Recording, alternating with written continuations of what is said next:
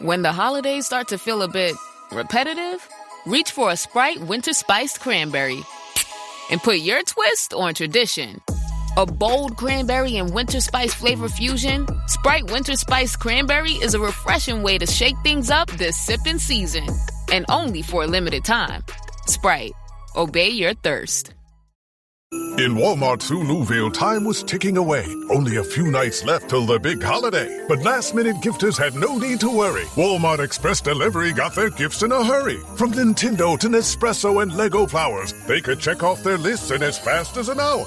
All of Who Newville, East, West, South, and North could order gifts up until 5 p.m. on December 24th. So this holiday, just do as the Who's do. With gift delivery this fast, they all gasped. From Walmart, who knew? Subject to availability, terms and fees apply. Here's my 30-second story with Guinness. As soon as my sister and I get home for the holidays, we don't even unpack. We head straight to our pub. The bartender already knows our order, Guinness and fries. We laugh all night, catch up with old friends, and walk home with faces sore from smiling. It's one of my favorite nights of the year. That was my 30-second story with Guinness. Guinness Draft Stout. Please enjoy responsibly. Imported by Diageo Beer Company, USA, New York, New York. This episode is presented by State Farm. Having insurance isn't the same as having State Farm. It's like needing the protection of an offensive guard on the football field, but getting an elementary school crossing guard. Sure, they're both guards, but you can only trust one to keep your quarterback safe when the game is on the line. So don't settle for just any insurance when there's State Farm. Like a good neighbor, State Farm is there. This episode is brought to you by Indeed. You're ready to move your business forward, but first, you need to find the right team. Start your search with Indeed-sponsored jobs. It can help you reach qualified candidates fast, ensuring your listing is the first one they see. According to Indeed data, sponsored jobs are 90% more likely to report a hire than non-sponsored jobs. See the results for yourself. Get a $75 sponsored job credit at Indeed.com/podcast. Terms and conditions apply. Hello, everybody, and welcome to the Kelly Green Hour as the Philadelphia Eagles are set to travel out west to Los Angeles to face the Los Angeles Chargers on Monday Night Football. I'm your host, LGRL, and as always, I am joined by my co-host, Connor Donald. Connor, what's going on, man? You know, living the life. My family is now, sickness-free, so life is starting to get much better around here.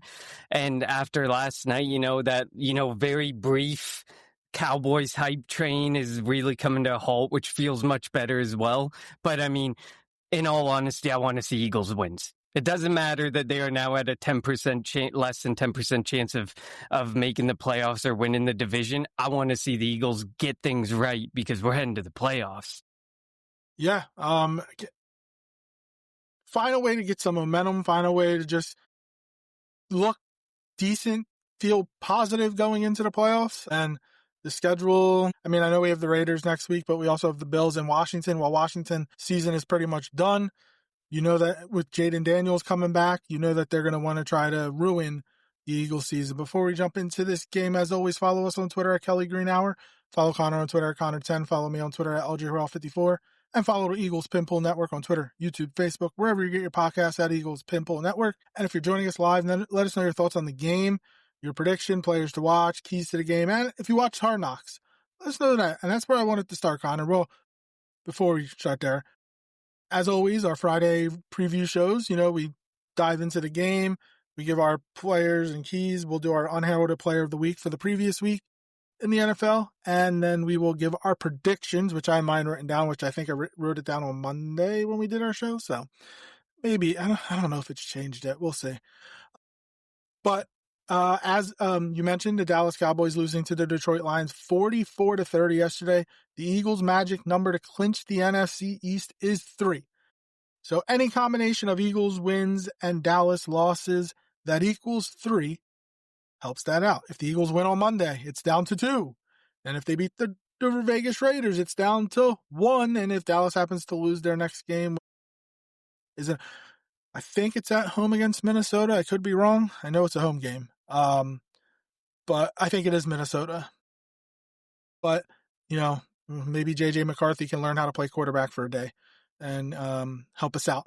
But we'll see if the Eagles can help themselves out by ending this 2-game losing streak that they are on. So, Connor, did you have a chance to... First of all, you're correct. The Vikings, Chargers, Commanders, and Giants are how they wrap up their schedule. And the Commanders game is Christmas Day, if I'm not mistaken. Correct. Which is 4 days. So they play the Chargers on the 21st and then the Commanders on the 25th, which is that's tight. That's 4 days, 4 days that's off. Another Sunday to... Is that a Sunday to Thursday? Be Sunday to Thursday, yep. They would have had 4 Thursday night games this year against us, Thanksgiving, yesterday, and that's great. They need to stop hyping it up. I am sick and tired of them always being on primetime when they suck. All right. Did you have a chance to watch Hard Knocks? I didn't get a chance to watch it. I mean, I've seen parts of it. From what I see, it doesn't look like there was anything groundbreaking that came out, a la, the Giants and the Saquon Barkley stuff of last year. I mean, we see, and you know what? I am completely unsurprised by the fact that Jalen Hurts takes accountability. We know he takes accountability. Like, people are putting up that, Devontae Smith thing, and they're like, this is my quarterback, and blah, blah, blah. We knew from day one as a starting quarterback in the NFL that he took accountability. There was never any doubt in my mind he took accountability. It's just when we rewatch that game and we look at things, we see things a lot differently. Great, he takes accountability. I'm glad he takes accountability. But the reality with Jalen Hurts in a lot of these situations is things don't change, or the reality with this offense is things haven't been changing. There was talk that people think that it was only done for the cameras. Do you believe that? Like him go, because obviously when we're watching the game on TV and they show him on the sideline, he's always sitting there. Now they don't show us every time. If they had a camera on him the whole time, who knows? Maybe it probably is different. Going up to the receivers, to the offensive line and whatnot. Just got to keep doing what you're doing, like was shown in Hard Knocks. But do you think that maybe? I don't think it's true, obviously. But how much do you think that because there were cameras there is the reason why Jalen was kind of going up and down the sideline, talking to people, having conversations and whatnot? But if the cameras weren't there, the Hard Knocks cameras weren't catching this, he would have just been stoic like he usually is on the sideline. Well, and I think that's where people have to take it with a grain of salt. Fox chooses when to show Jalen Hurts. They could show Jalen Hurts doing the same stuff we saw in Hard Knocks, but they may choose to just show him as a stoic guy on the sideline to create some point of conversation on TV. We don't know. There's so many ways that TV operates that just the lay person will never understand, or will just try and create something out of. While I do believe that Jalen Hurts and Nick Sirianni are very much, they will say what the media wants to hear type of guys, I don't know if putting a camera on them, or the prospect of there could be a camera on you at any point in time, is going to change how they are as a person. I know that how Jalen Hurts was with Devontae Smith and with that offensive line, I 100% believe that is Jalen Hurts. That is his personality. That is who he is. He does take accountability. He does go up to his guys, but what Fox or NBC or ABC or whoever's airing, what they want you to see to create a point of conversation with their analyst and their color commentator could be completely and markedly different than what we believe and see. Yep. So I am intrigued if you have a chance to watch it before the next episode comes out. And they actually do it. They spent most of the time on Dallas and Washington for some reason. It was annoying, and they opened it up with the Eagles Cowboys game where the Eagles were up 21-0. So that kind of sucked. If you have a chance to watch it, and they'll do a quick turnaround because they did have the Giants Broncos. Was it Broncos? Yeah, Giants Broncos Monday night game, or not Broncos? Washington. Was it the Washington? Oh yeah, it was Washington and the Broncos with the overtime close game. Yeah, whatever the Monday night game was in it. Because it featured an NFC East team, and with the Eagles playing on Monday this week, that they'll have the Eagles-Chargers game in it. Maybe they'll spend a little bit more time on the Eagles, but the Eagles don't like cameras around anyway, so maybe it was just them like, hey, just get as little as you need and go. Totally fine if they want to spend all their time over with the Dallas Cowboys on America's team. By all means, I could care less. Go ahead and do it. We didn't want to be a part of it in the first place. I find it interesting to spend so much time on the Giants who are eliminated, Washington is about to be eliminated, and Dallas still has a shot at making the playoffs, even if it's slim. For another thing before we jump into the game, Darius Slay, big play Slay, was released by Pittsburgh and then claimed by Buffalo. The Eagles also put a claim behind him, and Buffalo's literally right ahead of the Eagles. They got him. He decided not to report, and then today he was put on the did not report list. I think him and his wife wanted to come back to Philly. And if it had gotten to the Eagles, he wouldn't be, I don't want to use the word threatening, but wouldn't be contemplating retirement.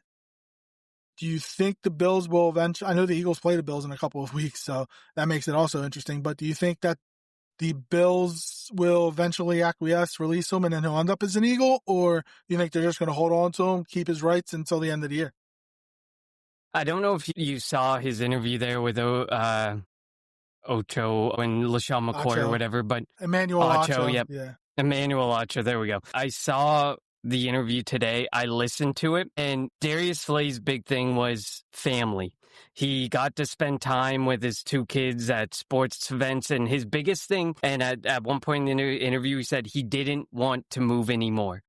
If in Pennsylvania, between Pittsburgh and Philadelphia, he probably didn't have to make a dramatic...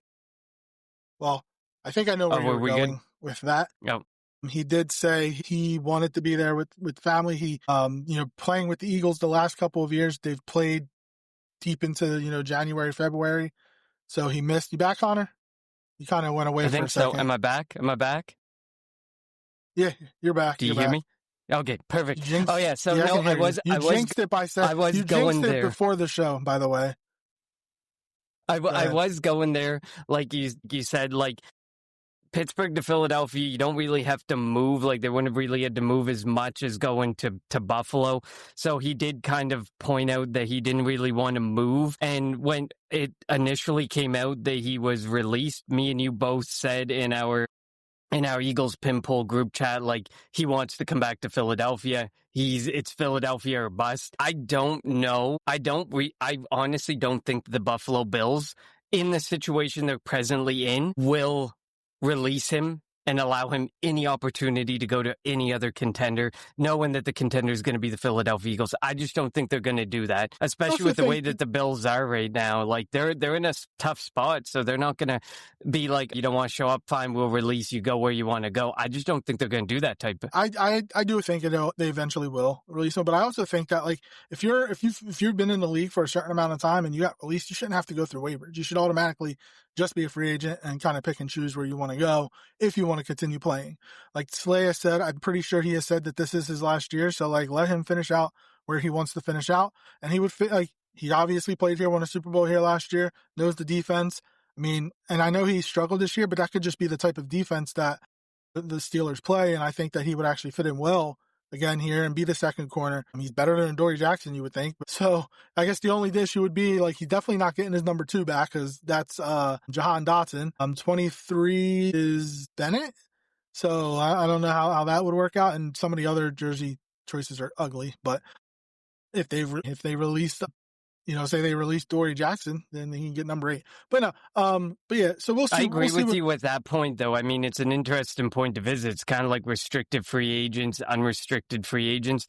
It's like, at what point do you reach an age where a release is just a straight up release versus you have to clear waivers type of situation? Like, he's 34 years old. Well, it's not even that. He's been in the league for 12 years, 10, 12 years. So, like, if it gets to a point, like, you've been in the league for X amount of years and you get released, you don't have to go through the waiver process. I also think the way he was talking, there's certain things he can't say because you don't want the NFL to come at you. So he's not going to, when they asked him, like, if you had gotten claimed by the Eagles, would you have reported? He can't go, oh yeah, that's where I want it to be. I'd have been there, the second that I got claimed. Like, he could not say that. And I think Emmanuel Ocho knew that. Like, the way that it was asked, you could tell, like, Slay, he pretty much winked, essentially, at the prospect of the question. But Emmanuel Ocho has to know the rules with that effect. I mean, he's no longer with, like, Ocho and McCoy are no longer with, like, one of these big companies that has to toe the line of make sure you ask the question the NFL wants you to ask. They're on their own YouTube channel doing their own thing. So obviously they're going to push the envelope like they did there. But the way he answered that told you all you needed.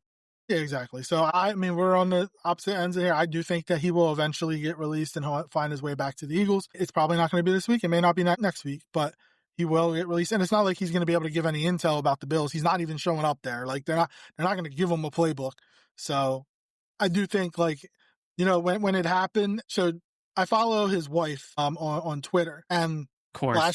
last year her button name had her name plus green hearts because he was an Eagle.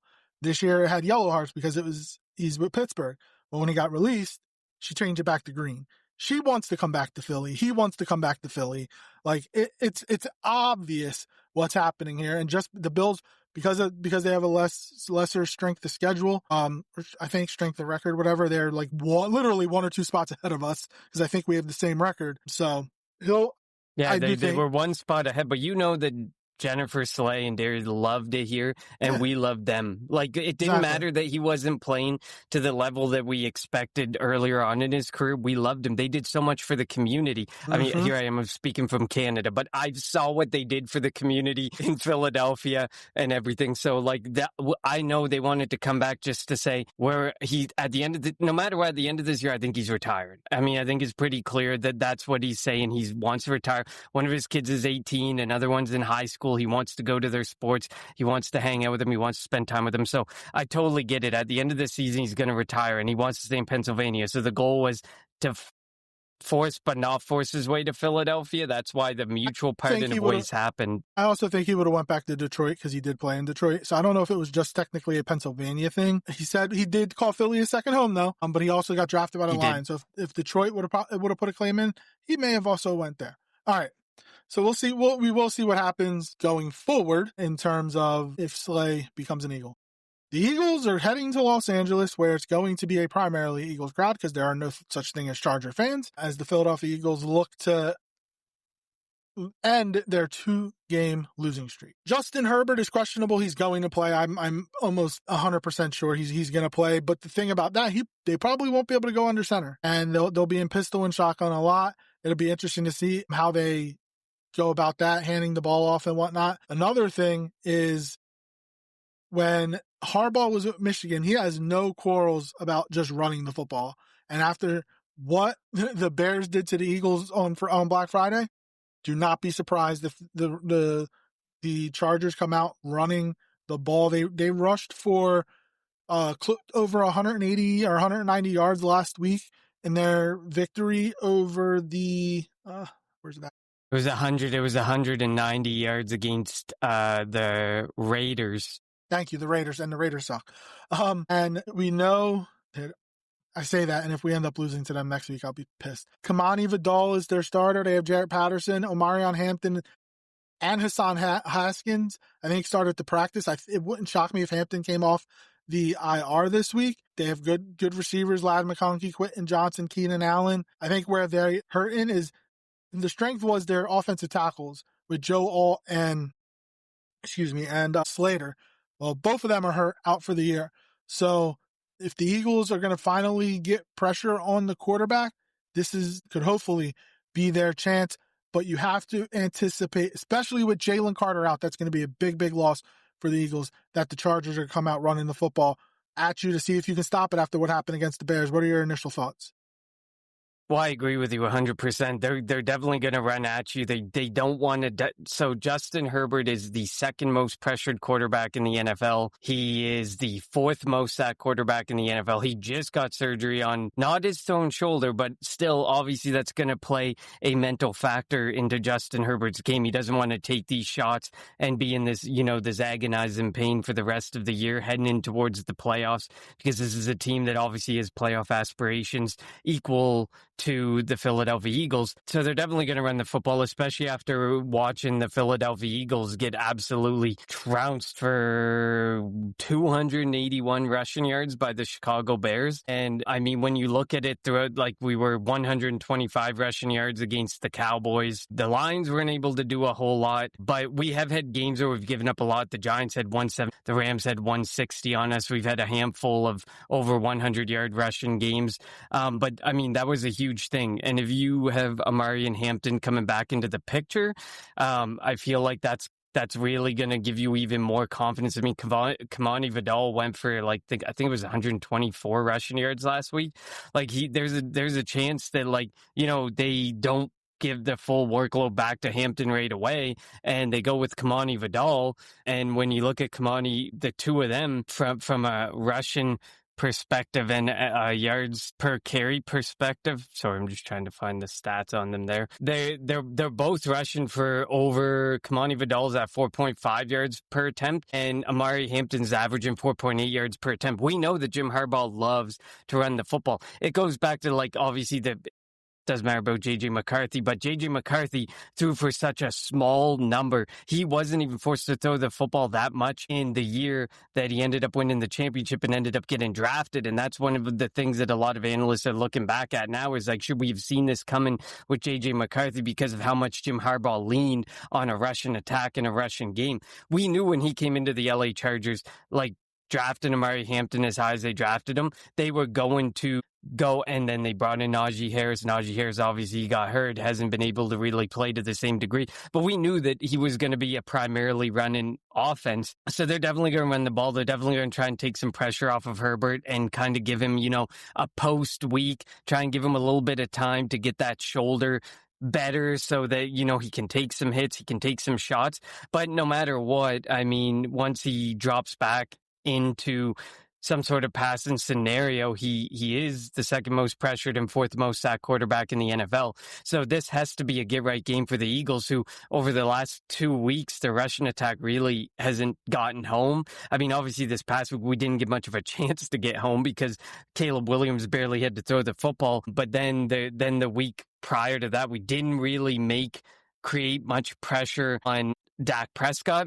And then the 2 weeks prior, Jalen Phillips arrived and Nolan Smith was back into the lineup, and we were looking like we were moving somewheres. So we had 2 games where we looked like we were going somewheres with this new Russian attack, this renewed Russian attack. And then we had 2 weeks where we've been almost non-existent, and you're going up against a team who can exploit what seems to be one of your biggest recent weaknesses, and that's Russian attack. Yeah, the Eagles are going to have to find a way to get back on track there. And I'm not a big fan of the 3-4 defense. And maybe this would be a week without Jalen Carter. Maybe you go to a 4-3 and we see more of Jahad Campbell. Campbell didn't play any defensive snaps last week. They don't want to take Nakobe Dean off the field. They were better against the run and better defensively when he came back. And then obviously, as you mentioned, the last couple of weeks they've struggled. But, maybe I'm of the proponent to put your best 11 on the field.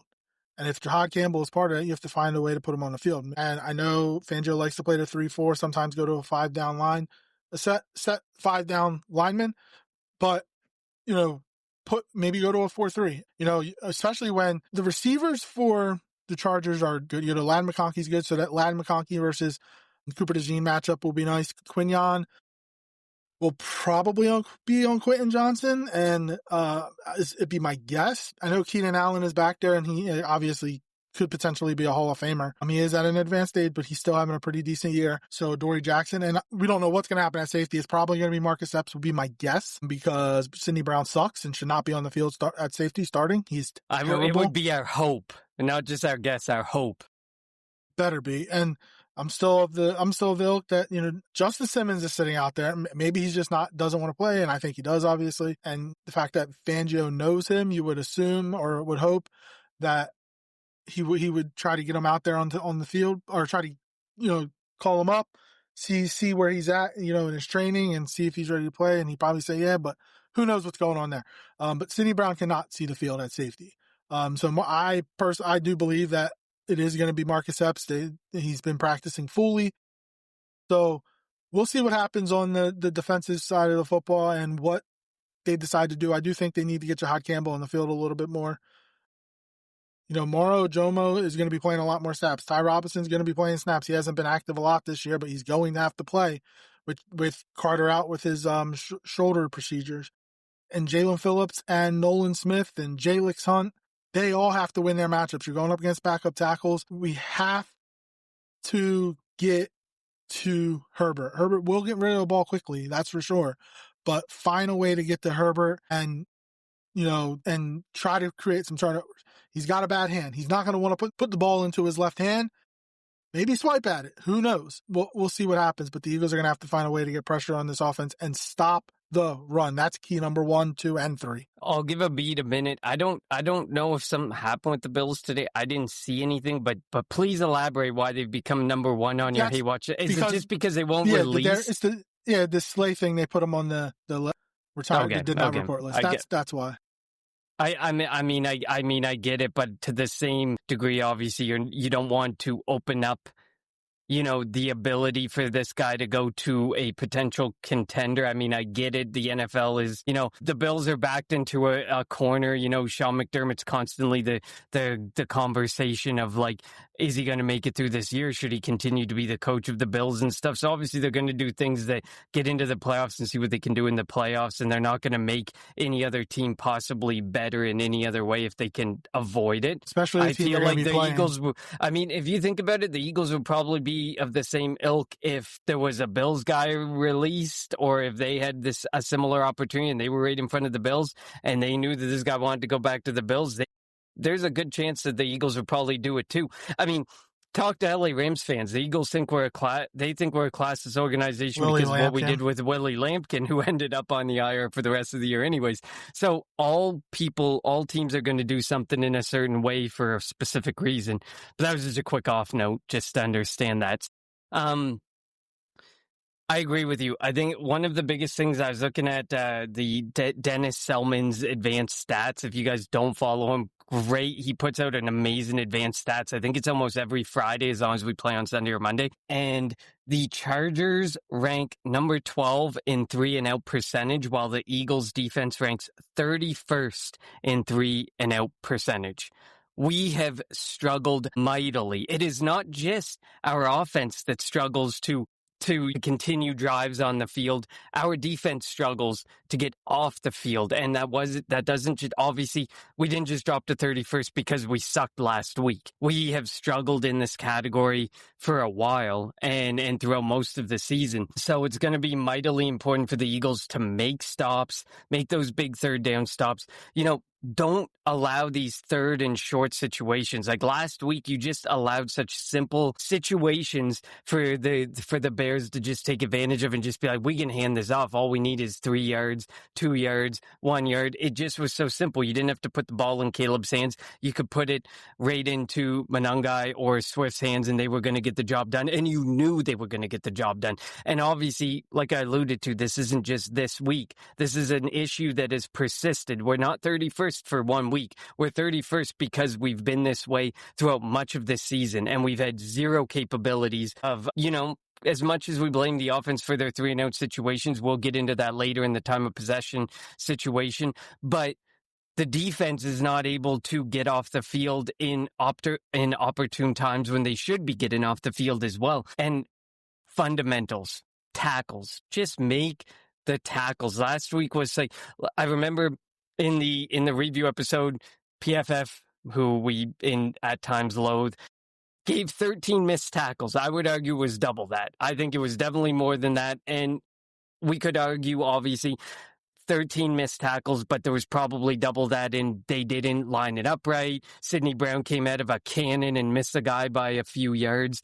Obviously those aren't going to count as missed tackles, but there were so many situations where we just didn't look good and weren't just fundamentally sound. And that's going to be the reality. Makuba was starting to become more fundamentally sound. He missed a lot of tackles earlier in the season, but he was starting to become more fundamentally sound. You could start to trust him more. He wasn't facing the wrath of Vic Fangio as much. And then we had to pivot to Sidney Brown, who is clearly nowhere close to the degree of Makuba and is never going to, I don't think, can develop to that degree that Andrew Makuba was getting to. So it's going to be really important, I think, for them to just be fundamentally sound, make it third and long, make it third and difficult, anything. 3rd and 5 is more difficult than 3rd and 2 or 3. But if you give them those opportunities, they're going to run the ball, and they're going to run the ball because they love to run the ball, this LA Chargers team. And they're also good between the 20s, but when they get into the red zone, they're not that good, which is kind of surprising when you have somebody like Keenan Allen who you can just throw the ball up to. But yeah, they're going to test the will of this Eagles defense without Jalen Carter, and after the last couple of weeks giving up a lot of runs, I wonder if getting away. Now, there's going to be a crap ton of Eagles fans there, so it might not work. But I was going to say, I wonder if getting away from the home confines of Lincoln Financial Field would help. But considering that half the stadium, if not more than half the stadium, is going to be Eagles fans, it might not matter. But we'll see. Maybe getting into a warmer climate for them.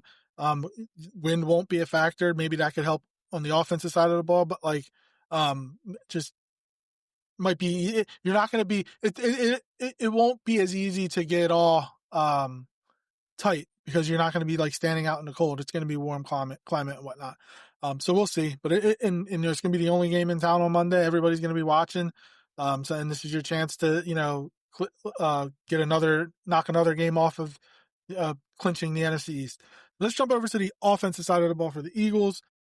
Obviously, all the talk. Apparently Jordan Mailata said that they've added a little bit new wrinkles to the running game. So we'll see if that helps this week. I don't know the offense has to get better. I will say that Jalen has to play better. The offensive line definitely has to play better. Landon Dickerson had a rest day today. Hopefully it was just a rest day and nothing more than that. Also, congratulations to Jordan Mailata for being the Eagles Walter Payton Man of the Year nominee. That's pretty cool. And, if you think, not to go off subject, if you think back to the Philadelphia Eagles, going from Brian Dawkins to Brandon Graham, or, Jason Kelsey to Brandon Graham, even Malcolm Jenkins. Now, I think the next guy in line is going to be Jordan Mailata. Like, that type of leader, that type of personality in the locker room, it's actually really cool. Like, that he's getting the recognition that he deserves. I don't know if you want to say something on that front.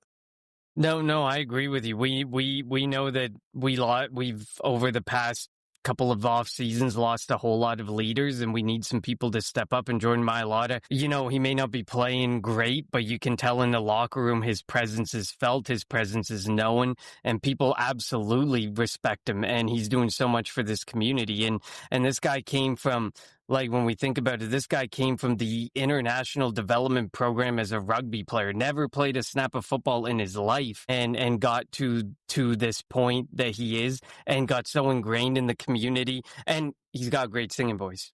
We always think about when it comes to this time of year with the Christmas album that they used to do, or I don't know if they still do. I don't think they're doing this year, but do it this year.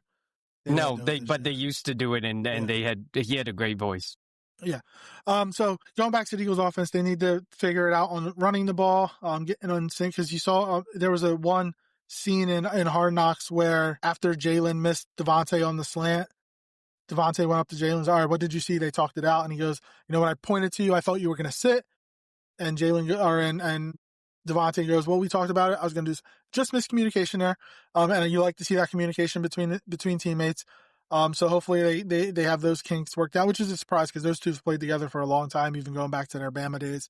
But looking at this Chargers defense, they play a 3-4. They're one of my favorite defenders. Derwin James is a safety. I love Derwin James. They do everything with him. Blitz him, can cover. He's going to be all over the field, so that'll be interesting to see, how they're able to work around him. Khalil Mack also, he's up there in age, but he still can get after the quarterback. So it's going to be interesting how the Eagles are able to, and I don't want to hear like, all right, so they practiced or we studied all the fronts that they run, but then when we get into a game situation, they do something we've never seen. I don't want to hear that again. I want to know that, like, they are prepared. Stoutland has them prepared. Patullo has them prepared. This offense is prepared for whatever the Chargers throw at them, because Jesse Minter, their defensive coordinator, is going to throw a bunch at Jalen, try to disguise things, try to confuse him. And, Jalen's not one to turn the ball over. He did turn it over twice against the Bears, interception and fumble, but he's going to try to force turnovers to get his offense, which has a injured quarterback, or a quarterback that may be, hurt, that's hurt, and try to get them a short field to give them easy scoring opportunities. Yeah, I mean, I think one of the biggest things that stood out when I was checking out, how the Chargers play defense, they play zone coverage the third most in the NFL.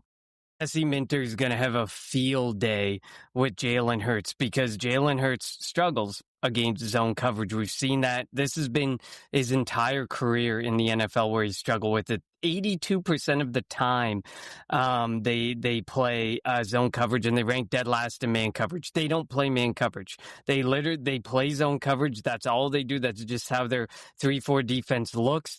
And that is not something that's going to play well to how Jalen Hurts' confidence builds. Any opportunity he gets to go man on man, he takes advantage of it. But I don't think he's going to get a lot of advantages to do that this week. And I think that that's going to be hopefully, Kevin Patullo studied the film, looked at the film, and is going to be able to figure out how can we start to make Jalen Hurts effective against zone coverage. I mean, it's asking a lot of Kevin Patullo, considering he hasn't seemed to be able to figure anything out about this offense whatsoever. But you're going to probably have to learn how can you work in the middle of the field and just make second, third, and manageable situations. I mean, we've become such a predictable offense. It's so easy to tell what we're going to do. As soon as we go under center, you can almost bet 9 times out of 10 that we're going to end up we're going to end up running the football. Like, you can't be that predictable, and you have to find a way to work the middle of the field, which is a part of the field that for some reason Kevin Patullo has been absolutely petrified to test or even consider looking at throughout this season. And you can tell. Before you continue, do you think that's a Patullo thing or Hurts thing? Because it has been throughout all the offensive coordinators that they don't really, and the one constant there has been Hurts. So is it, mm-hmm. Do you think it really is a Patullo thing? I mean, it could be a Hurts thing, but then I think that the issue with it being a Hurts thing is Hurts' confidence comes from the deep ball, the big ball, and Kevin Patullo's route concepts aren't conducive of creating something with a big deep ball. If it's that, there's lack of confidence in throwing to the middle of the field because that's the area of the field where there's the most guys, there's the biggest opportunity to turn over the football. And we know we haven't been able to diagnose who is the reason that there's this complete, afraidness of turning the ball over, whether that is Patullo, whether that's Sirianni, based on previous history with Jalen Hurts, whether that's Jalen Hurts, we don't know. But I feel like you still have to at times test it. And we saw last year, like you look at like the route concepts or how A.J. Brown's run this year versus last year. You saw last year, Kellen Moore wasn't afraid to test the middle of the field periodically and do things in the middle of the field. I think you just have to make sure Jalen's comfortable with it and willing to do it just as much. And I feel like Kellen Moore had more of a connection with Jalen than Jalen has with Kevin Patullo, which is kind of weird because Kevin Patullo's been very much a part of that offense for way longer than Kellen Moore. Whether that is I struggle to believe whether that's Jalen Hurts saying, I've been in the league longer and I'm not going to listen to you, which I highly don't believe with him and Kevin Patullo. Whereas he respected, a guy like Kellen Moore because Kellen Moore's been in the offense a lot longer. I'm not trying to create anything, but, could that be something that is a rift between Patullo and Hurts, is that they're butting heads because Patullo, it's his first time being a play caller, and Hurts isn't willing to respect and stand by him as a play caller? I don't know if you've thoughts on that. I was just going to say the same thing. It might be because Kellen Moore has done it before. He also played the position at a high-ish level. He was really good in college at Boise State, kind of a backup in the NFL. But he had called plays for, Dak, I think for Tony Romo too, for Dak and for Herbert. So maybe just respecting because he's done it before. And I'm not saying he doesn't respect Kevin Patullo. He has respect for him. But sometimes, again, when you don't hear things or if you're not seeing eye to eye, it's just because you just don't know like what his thinking is and why he's thinking what he's thinking. And again, like you said, they've been together for 5 years because he was the quarterback's coach and the passing game coordinator. So that doesn't make much sense, but who knows? Anything is possible. Yeah, and then back to the zone coverage aspect, obviously Hurts, his EPA per drop back is 0.01 against zone, which is among 33 eligible quarterbacks. And then his passer rating versus zone is 15 points worse than versus man. You know that you're going to see a whole lot of zone. So as uncomfortable as it's going to make Jalen Hurts feel, he's going to have to figure out a way to manage it, work with it, deal with it, and improve on it. When you get an opportunity where you're facing a team that's going to show zone that often, it's a learning opportunity. It's a chance for Jalen Hurts to get better and to be better in situations that he's uncomfortable in, which clearly, based on what we've been talking about and based on kind of just a discussion we were having about Patullo and him, he doesn't like to be uncomfortable.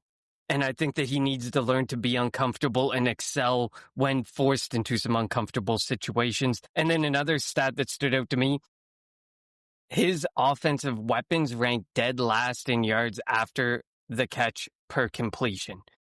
I feel like Kevin Patullo, like this has felt like a continuous thing that we've said about Kevin Patullo. He has to work to the strengths of his players, and he just doesn't seem to be able to do that, can't do that.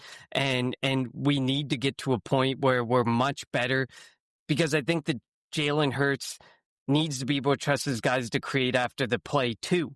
It's not just about Jalen Hurts and what can he do with the ball in his hands. It's also about what can Jalen Hurts' weapons do after the catch. And we have seen almost nothing. They did have that opportunity on that play last week on third down to Devontae, because if Devontae would have caught that, of course, he would have went for a touchdown. So again, I'm not defending Patullo here because I think he should be fired. I don't think he should be calling plays. But also the players do. I mean, Jalen has to hit that pass, and the players have to make catches when they're open. So it does work both ways, to where both the players and the coaches have to be better. I'm still of the belief that it's not going to be Patullo calling plays on Monday. I know we haven't heard anything. But it would not shock me if somebody else is calling plays. If somebody else has the sheet, I don't know who it would be. And again, I said it on Monday. County's not going to give it away. He likes the competitive advantage. He's not going to be like, oh yeah, by the way, Scott Loeffler's going to be calling plays this week, and so that the Chargers can go and look at Bowling Green tape, whatever it may be. So, and I think it was Zach Berman that pointed out that very close to this time, I think it was December 17th last year, he said there was going to be nothing changed with Sean Desai, and then out of the blue, Matt Patricia was calling plays that week. So it's not it was one of the things that I pointed out on our Twitter feed. Don't trust. Nick Sirianni loves to play with the media. He loves to say what the media wants to hear, and then behind closed doors, he's going to do what he finds best for the team. And the fact that he stood by the play caller in the post-game presser on Friday and then came out on Monday and said there was, a lot of thinking and some contemplating over the weekend about the play caller, kind of felt like there was more alluded to there than he usually would give off. And in that, somebody knocked on his door and somebody's starting to light a fire, and he's going to have to start to consider some things, and maybe we do see a different play caller. I agree with you. I don't know if we see Patullo calling plays again this week. I think he stood by him immediately after the Friday game just because it was right after the game. But the fact that he had to revisit this and actually alluded to the thought process over the weekend on Monday kind of makes me think that there's maybe some consideration to some other people in the building. I mean, they always do a self-evaluation when they have extra days, so it doesn't surprise me that they kind of went and evaluated things. Did Laurie or Roseman get to him? That's also a potential thing that could have happened. So, but again, we'll never know. But if somebody else is calling plays, and maybe we won't, maybe somebody else is calling plays, we just won't know. And if they have a good game on Monday offensively, everybody will applaud Patullo. Who knows? But I'm still of that belief that somebody else is going to be calling plays, but we'll see. His offense does, both players and coaching and play calls does need to get better. It's not all on one person. As much as I despise Patullo, it's not all on him. It's on everybody to play better. The offensive line has to play better in the running game. Saquon has to play better, catching the ball, hitting his holes. And the receivers have to play better. I also don't want to see Grant Calcaterra blocking anymore. Can we put Cam Latu as the tight end too? He played tight end at Alabama. He's a much better blocker.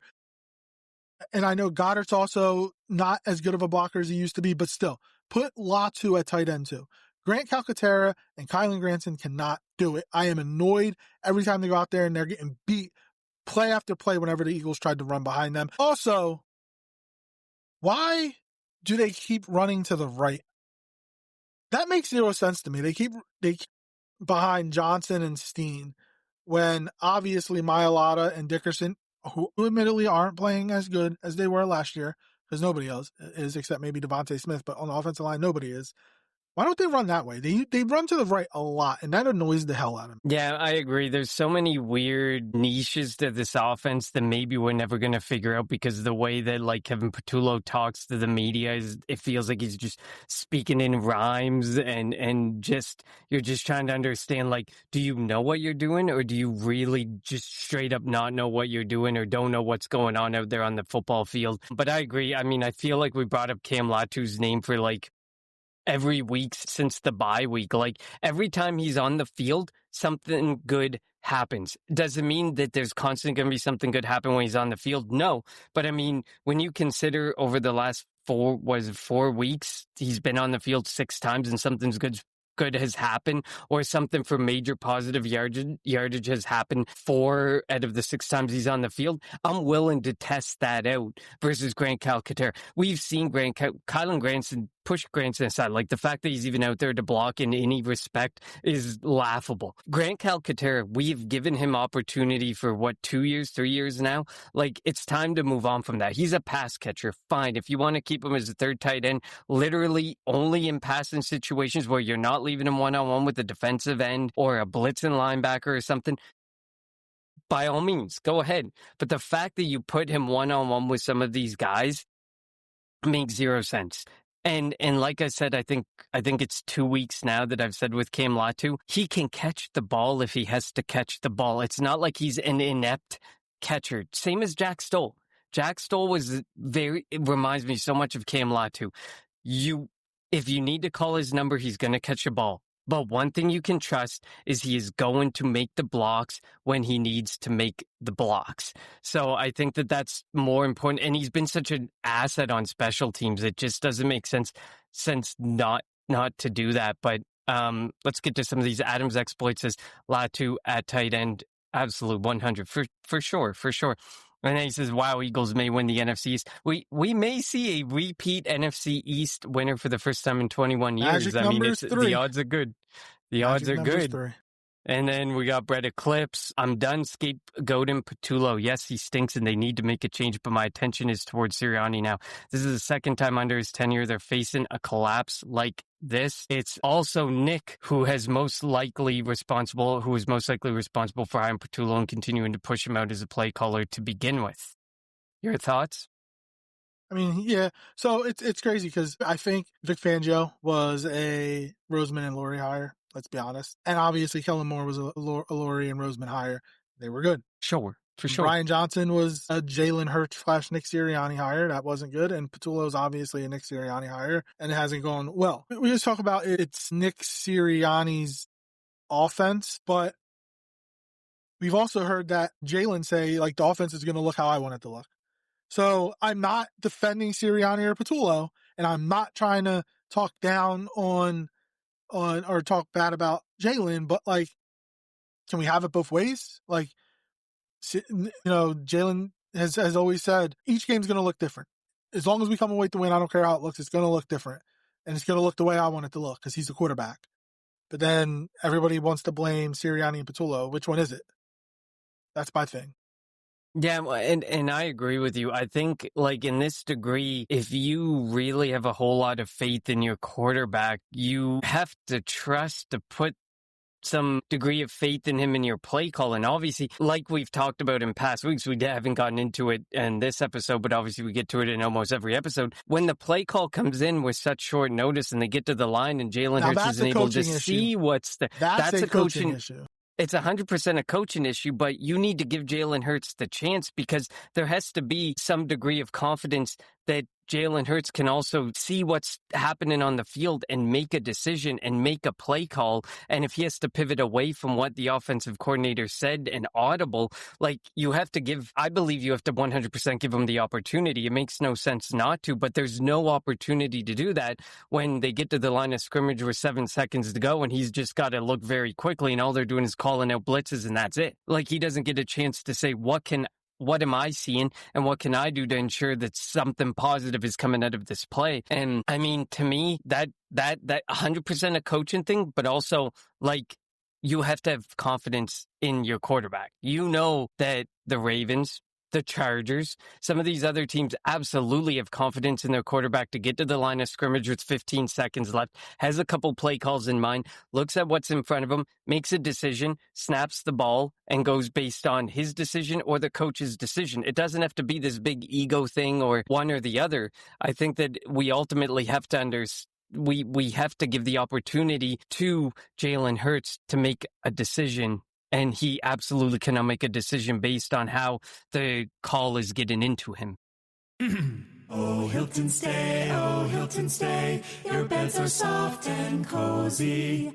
No lumpy couch, no stiff futon, no shower line at crack of dawn. Oh, Hilton stay, oh, Hilton stay. When you want holiday comfort you can count on, it matters where you stay. Enjoy comfortable rooms and friendly service when you stay with Hilton instead. Save up to 25% this season when you book with Hilton. Hilton for the stay. Terms apply.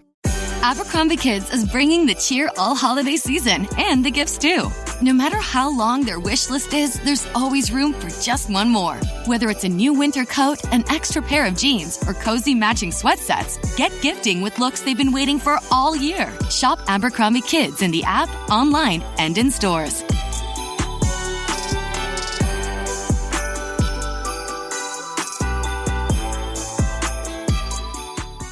Over the last 20 years, L'Oréal Paris has honored 200 women of worth, uplifting their communities. Women who see the worth in every person, overlooked or underserved, who see an opportunity for change, who see a chance for better. They may be one of 200, but their journeys are always uniquely one of one. Here's to 200 more women of worth. We're worth it. We're worth it. We're worth it. We're worth it. Meet the computer you can talk to. With Copilot on Windows, working, creating, and collaborating is as easy as talking. Got writer's block? Share your screen with Copilot Vision to help spark inspiration. And use Copilot Voice to have a conversation and brainstorm ideas. Or maybe you need some tech help. With Copilot Vision, Copilot sees what you see. Let Copilot talk you through step-by-step guidance so you can master new apps, games, and skills faster. Try now at windows.com/Copilot. While the Whos of Whoville were laughing and eating, the Grinch from his lair sought to wreak havoc on their season. He thought, how do I ruin their holiday meals? A plan sprang to mind, which he enacted with zeal. Dill pickle seasoning on fries will make for a green surprise, and I know they'll be shocked with these loathsome odd socks. So if you want to experience the Grinch's mischievous meal, head to McDonald's and show him how you really feel. The new Grinch meal, now at McDonald's. At participating McDonald's while supplies last. Ba-da-ba-ba-ba. Yeah, I agree. And as an offensive coordinator, you have to, and this is where his inexperience as offensive coordinator, you have to think 2 plays ahead, 3 plays ahead. And it seems like he calls a play, waits for the outcome, and then is like, all right, let me figure it out. And you can't do that. I hate when they break the huddle less than 10 seconds. The times that the offense seems like they move smoothly is when they break the huddle with a lot of time, and the offensive line is able to examine what the defense is doing. Jalen's able to examine it, make an adjustment, and boom, go and play. Or when they do no huddle, and it's probably Jalen Hurts who's almost exclusively in control. Yeah, and when they play up tempo, and you obviously can't do that. We saw that in the Chip Kelly days. You can't play up tempo an entire game, but when you're struggling, give us a series or two with up tempo and let Jalen call the plays or get the plays in and let them go after. Like, you can exploit defenses when you go quick, and the Eagles don't do enough of it. And then Brett Eclipse, question for you too. Not talking just schematics. Does this team ever look like they practice? Do they ever look prepared or disciplined? No, they don't. Like, and I get it. The last 2 weeks, or the last 3 weeks, not counting yesterday for Dallas, like, their opponents have gotten way more penalties than they have achieved. And that could be a coincidence. Who knows? But like, the Eagles have 14 penalties. The Chiefs had 10, I think, 10 or 12 penalties. So, like, it's ridiculous. Was it there's a stat out there where it's how, like, most games where they had 100 penalty yards for the opposing team, and now it's the like Cowboys 5. with 5, and then like 8 or 10 teams with 1. Yeah. Again, like, it was funny. Dallas fans complaining about calls yesterday. Like, give me a break. You got so many calls for you against the Eagles and the Chiefs, even the Raiders. Like, give me a break. But yeah, no, they do look undisciplined. Like, you're jumping off sides. The receivers jumping off sides also doesn't make sense. And AJ has done that a couple of times the last couple of weeks. So, like, again, the tough, detailed together mentality, like, they really haven't displayed that over the last couple of weeks. And the details are not there, obviously, especially when it comes to the offense. And toughness on the defensive side of the ball. Giving up over 280 yards rushing, you got to be better. Now, Jalen Carter hasn't been playing the way he's we anticipated him playing, and hopefully this procedure he got on his shoulders will help him when he comes back in 2, 3, 4 weeks. But they're going to have to come together and play a lot tougher, be a lot more detailed on offense, be where you're supposed to be. No more miscommunications between the quarterback and the receivers. And I think that the entire world the entire media, everybody talking about them and talking down on them, I actually do think that that's going to galvanize them and bring them together. I agree. I mean, there's nobody that hates the Philly media or the national media like to our degree as much as the Eagles in general. The way that some of them answer tells you all you need to know about the respect that they have for the media and everything that's going on. And I mean, I don't know if you saw George Pickens and his Instagram post that he put out and then removed about Richard Sherman and stuff. But like these players don't about the media and the analysts and what they say, or, you know, these guys who played in the league 10, 12, 20 years ago and what they think and feel or believe now. Like they just care about what they can do on the field and what they can do to win. And I would acquiesce that for the most part, most of these players, if they didn't have to give their time to the media, they absolutely wouldn't. You can tell most are robotic because, and I absolutely don't blame them one bit. Some of the questions I hear, I'm like, you went to school and got yourself an education to do this, and I can promise you didn't need it. Somebody asked Herbert this week, like, do you anticipate playing? Like, of course he anticipates. Or, like, are you preparing to play this week? Of course he's preparing to play. The question should be, are you playing this week?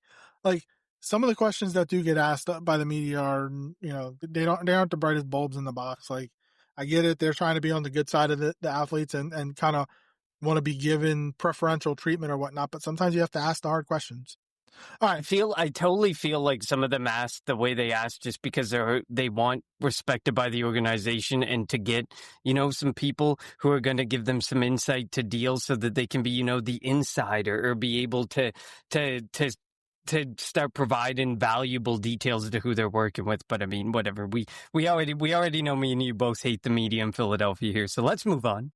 Let's move on to let's get set to give our predictions. Give offensive and defensive player to watch, a key or two, and then we will go to unheralded players and then our prediction. You can go first, Connor. My key to the game is own the time of possession. We've not owned the time of possession. Get some run game going. Mix up, you know, Tank Bigsby and Saquon Barkley. I'm not saying that Saquon Barkley needs 15 carries and Tank needs 15 carries. I'm saying, you know, throw that defense off. Throw Bigsby out there a handful of times. Get him out there and get him running the ball. We know that he's not going to dance in the backfield like Saquon Barkley has been. He's going to hit the hole that he sees, and we've seen that throughout this season, that he's going to hit that hole, he's going to go. But we absolutely need to control the time of possession. We've been one of the worst teams in controlling time of possession, and it's been absolutely so vital in what's caused our defense.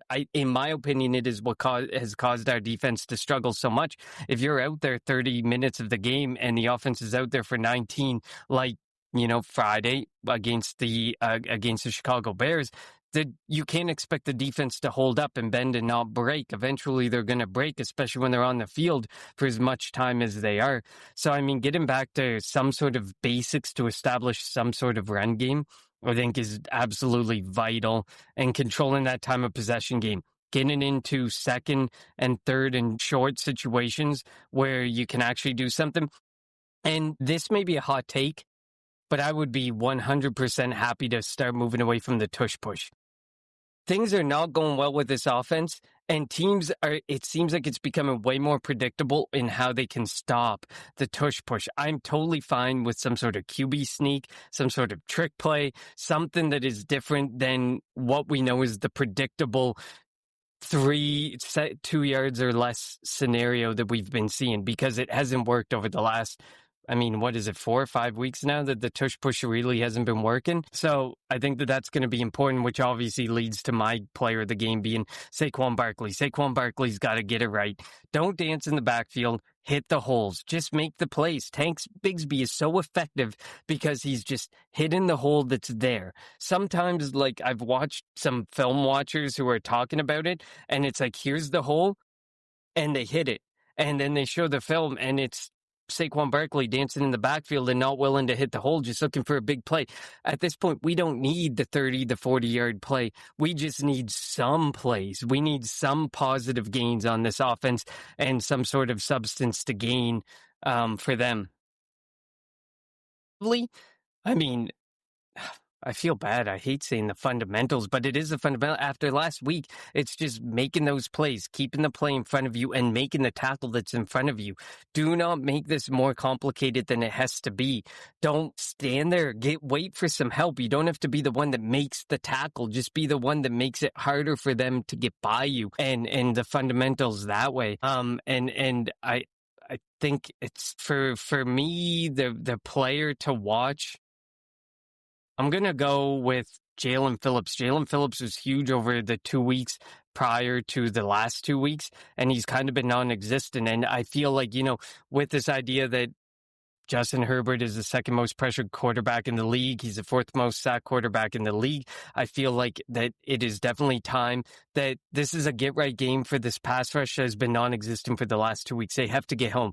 Whether you pick Jalen Phillips, whether you pick Nolan Smith, they got to start getting home. They got to start creating some pressure. They got to start making people uncomfortable. I mean, you got to remember, Justin Herbert is a week out of surgery. You can make this guy uncomfortable. You can make this guy not feel good. So while I go fundamentals is a key to the game, I think Jalen Phillips is a guy that needs to show like it wasn't just a 2-week thing. He's a guy that can be trusted, and especially come this playoff run. Yeah, so before I get to mine, Adam Exploits says, I thought Hurts was a top 7 quarterback before this year, but he's having a really bad year. He's not a Stafford or Purdy throwing with anticipation. So that's never been Jalen Hurts' game. I think what's really hurting Jalen Hurts is he doesn't run as much as he used to. Like, he's on pace for his career low rushing attempts this year. And the reason why Jalen Hurts was Jalen Hurts is he helps the running game. And when he makes plays on the feet, that kind of affects the defense because then they'll start having to key in on him and he'll be able to throw the ball. So I think, and I know there's all this talk coming out that he said that he didn't want to run the football, and then he was asked it and he goes, where'd you hear that from? Blah, blah, blah. But if Jalen can start using his legs more, that'll help Saquon. Then that could affect the defense, which should help the receivers. So Jalen's game has never been in throwing with anticipation. So if that's your expectation of him, yes, he's not going to look good.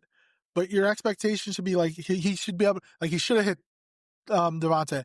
Now that was more of a miscommunication, but you have to be able to make plays like that and hit the open receiver. So hopefully that happens, and hopefully he starts moving, running, using his legs more, because that'll help the offense a lot. I agree with you on that point. Just quickly, like, obviously he's not a pocket quarterback, and there's so many people that try to pin him and Lamar Jackson into this like pocket quarterback type of situation and then rank them based on that. That's just not what either of those guys are. And if you take away the running game, no matter what the situation presently is with him and whether he wants to run or doesn't want to run, obviously quarterbacks don't want to run as to the degree that Jalen Hurts or Lamar Jackson have had to run in their careers, but that's what makes him special. That's what made Jalen Hurts a $50 million man. He is not a $50 million man as a pocket passer. Yeah, he's not, and that's not why he got paid. So my player of the game on the offensive side of the ball is going to be Fred Johnson. You're going to be lining up against Khalil Mack. You don't want to let him affect the game, and the offensive line has to play better. I could go, obviously you can go Dickerson, you can go Mailata, Fred Johnson. It's almost like the utility man in baseball who everybody wants to play because he's got good numbers, but then when he's out there for a long stretch, his numbers start coming back to earth. Johnson is a good backup, good swing tackle. He's playing a lot more. Is this going to be game number 3, I think, for him? And hopefully Johnson will be back against the Raiders, which they'll need against Max Crosby. But he's going to be lined up most likely against Khalil Mack, who lines up on that side. It's going to be vital for him to win that matchup, to give Jalen time and to open up holes for Saquon. And obviously the big key is protect the football. Don't turn it over. Don't give short fields to the Chargers. And they have a quarterback who, got a dinged hand, force them to go a full field if need be. Any drive that ends in a kick is a good drive. Now, I don't want to see as many, the Eagles lead the league in 3 and outs, obviously. Let's not see a bunch of 3 and outs, but just let's find a momentum, find a consistency on offense, and see if we can get the offense going.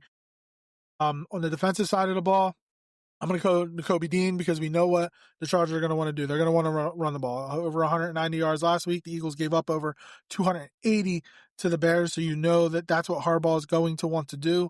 He's shown it in college. The game again, I think he was coaching the game against Penn State. I don't think J.J. McCarthy threw the ball after the first quarter. They literally ran the ball the entire game. They don't care. He doesn't care what the stats are for the quarterback. He just wants to find a way to win, and that's kind of like these two teams are kind of similar in that way. But yeah, so Kobe Dean is going to have to get the defense prepared, hit the hole. Can't have late reads. Get after, Vidal, Patterson, Hampton if he's back, and kind of force them to be one-dimensional, because if they can just come out, run the ball, get 4 or 5 yards on first down, have a second and short, third and manageable, it's going to be tough to get off the field. I know the Chargers aren't great in the red zone, but if they're able to run the ball, that could really hurt and shorten the game. And, without Jalen Carter, that's what they're going to want to do. They're going to try to tell, Moro Ojomo, look, we'll double team you. We always, we know that Carter gets double teamed, but we'll double team you now. Let's see how you do and see how you play. So I'm going Fred Johnson and Kobe Dean. I like it. All right. So let's get to our unheralded player of the week week 14 or 13, in the NFL. What do we mean by unheralded, Connor? We don't want the Josh Allens, the Lamar Jacksons. We don't want those guys. We don't want Derrick Henrys. We want somebody who helped their team. I usually like to go with winners. You sometimes don't go with winners all the time. But somebody who helped their team. Who's your unheralded player? Somebody that came out of nowhere to help their team. I've gotten better. After you've said that, I've gotten better. I'm trying to do better there. I'm going with A.D. Mitchell for the New York Jets. He went for 8, 102-1 in a Jets, another Jets victory. These guys are playing so hard in New York with so much less to play with than so many of these other teams in football. And Woody Johnson's probably hating it because they're killing the draft capital and the value that it is. But A.D. Mitchell, 8, 102-1 in another Jets victory. I love to see teams that should be tanking that are playing super hard and super well super hard. I wouldn't say just playing super well, but super hard for their coach. So I'm going A.D. Mitchell, who obviously he made some really bad decisions earlier in the season with the Colts and dropping the ball before the end zone, blah, blah, blah. But he got another opportunity with the New York Jets, and he's done quite a bit with that opportunity. So I'm giving it to A.D. Mitchell. I'm going Christian Benford of the Buffalo Bills. He had an interception, a fumble return for a touchdown to help the Bills and their mini losing streak and defeat the Steelers 26-7 to help them improve to 8-4. I know that we hate the Bills right now because they aren't going to let us get Darius Slay, at least as of right now. I still think he's going to end up on the Eagles. But yeah, he had a good game, and that meleaguered defense, that's why they claimed Darnell Savage today. They're trying to find bodies to help that secondary. That's why they claimed Darius Slay yesterday also. Before we give our predictions, a couple of these comments. Where do I want to start? Brett Eclipse says, I'd also like to point out that Jalen is not the only one having bad games. Dak didn't do great last night. Stafford threw 2 picks to open the game last week. Lamar had 2 turnovers and no touchdowns last week. Josh Allen just came off of a loss to a backup. Yeah, there's a possibility that in the AFC, Pat Mahomes, Lamar Jackson, and Josh Allen are not in the playoffs. Who would have thought that coming into the year? So again, it's not just Jalen, and Jalen and as Brett Eclipse says, also despite however bad we feel about Jalen Hurts' performance this year, he's still on pace to throw for 27 TDs, 2 picks, 3,500 passing yards, and that doesn't include the rushing touchdowns. He is still doing, he's still doing fine. He's doing Jalen Hurts things, which is something that I believe is very underappreciated in this NFL. We started this season where there was this raging debate of, is Jalen Hurts a top 5 quarterback, blah, blah, blah, blah, blah. At the end of the day, the biggest thing that matters is, do you win? Can you win when it matters? And Jalen Hurts has proven that. I don't care if it's stats. It's very rare he's the reason that they lose. It does happen, but it's very rare that when they lose a game, it's because Jalen Hurts had a bad game. Yeah, you can go back and point out reasons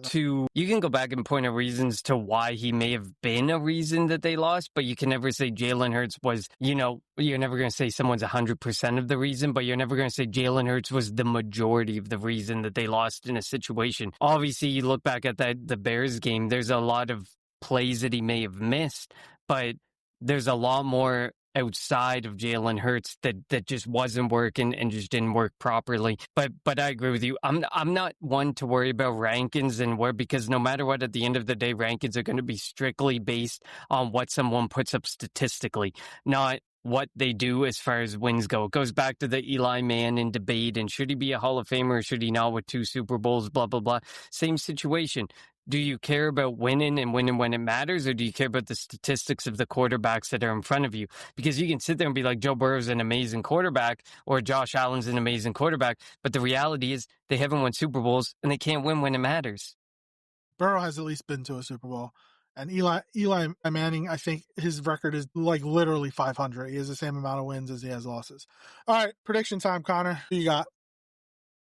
I'm going with the... Before you give me... We're both 6-6 coming into this game. So go ahead.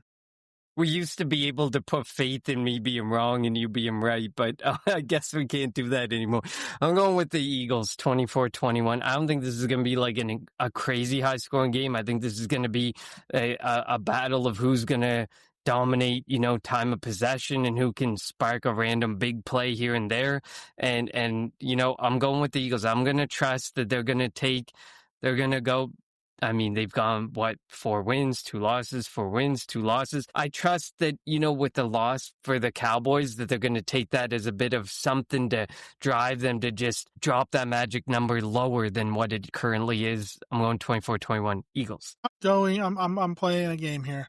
I'm going Chargers 24-17. I want to lose this. So, I picked Dallas to win yesterday and they lost. Thank God. So I'm hoping that, I'm going 24-17 Chargers. It's going to suck. It's going to be another game where we're sitting there. These night games are ridiculous. I'm getting tired of night games. Clip says, I think it's very possible both teams score less than 18.